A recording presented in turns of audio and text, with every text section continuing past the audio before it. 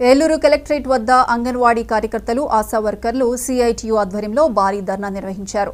చిరుద్యోగులపై రాజకీయ వేధింపులు, కక్ష సాధింపులు చర్యలు ఆపాలంటూ నినాదాలు చేశారు. జిల్లా వ్యాప్తంగా వివిధ గ్రామాల్లో రాజకీయ కక్ష సాధింపులు ఎక్కువవుతున్నాయని వారు విమర్శించారు. వైసీపీ ప్రభుత్వం అవలంబించిన వైఖరి వల్లే కాలగర్భంలో కలిసిపోయిందని, ఈ ఎన్డీఏ ప్రభుత్వానికి ఆ పరిస్థితి ఏర్పడకూడదని కోరుకుంటున్నామని సిఐటియు నాయకులు పేర్కొన్నారు. జిల్లా కలెక్టర్కు ఫిర్యాదు చేసినప్పటికీ క్షేత్రస్థాయిలో వేధింపులు మాత్రం ఆగటం లేదని నాయకులు విమర్శించారు. ఇప్పటికైనా ప్రభుత్వం స్పందించి తగు చర్యలు తీసుకోవాలని డిమాండ్ చేశారు.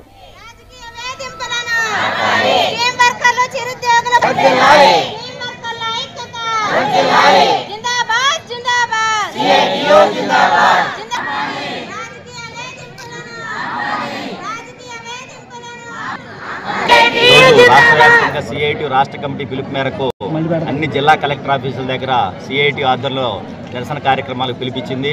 మన ఏలూరు జిల్లాలో కూడా గత 2 నెలల ఈ రాష్ట్ర ప్రభుత్వం అధికారంలోకి వచ్చిన తర్వాత మన ఏలూరు జిల్లాలో సుమారుగా 45 మంది వివోఏలను తొలగించారు అక్రమంగా, ఎలాంటి ప్రొసీజర్ పాటించకుండా. అలాగే మధ్యాహ్న భోజన కార్మికుల్ని సుమారుగా 25 మందిని తొలగించారు. అలాగే పంచాయతీ వర్కర్లను అడ్డగోలుగా తొలగిస్తూ ఉన్నారు.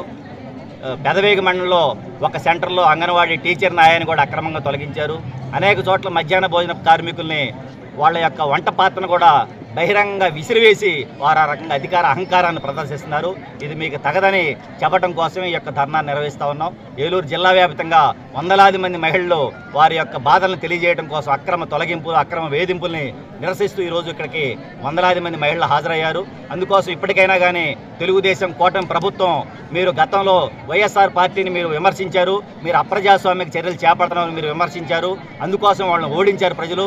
మీరు కూడా జగన్మోహన్ రెడ్డి గారి దారిలోనే వెళ్ళాలనుకుంటే మేము చేయగలిగేది ఏం లేదు.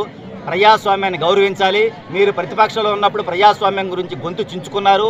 కానీ ఇప్పుడు మీరు అధికారంలోకి వచ్చిన తర్వాత చిరుద్యోగుల మీద, చిన్న ఉద్యోగుల మీద 3,000 రూపాయల ఉద్యోగులు, 8,000 రూపాయల ఉద్యోగులు, 10,000 రూపాయల ఉద్యోగుల మీద మీ ప్రతాపం చూపించడం అంటే పిచ్చక మీద బ్రహ్మాస్త్రం ప్రయోగించడమే. మీరు పిచ్చక మీద కాదు బ్రహ్మాస్త్రం ప్రయోగించండి.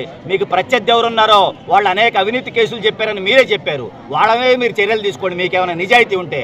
ఆ రకంగా అలా కాకుండా మీకు ప్రత్యర్థి పార్టీకి ఓట్లేశారు, వాళ్ళ భర్తలు ఓట్లేశారు, వాళ్ళ భర్తలు ఇతర పార్టీలు తిరిగారనే పేరుతోటి వీళ్ళని తొలగిస్తే మేము సిఐటిగా చూస్తా ఊరుకోము.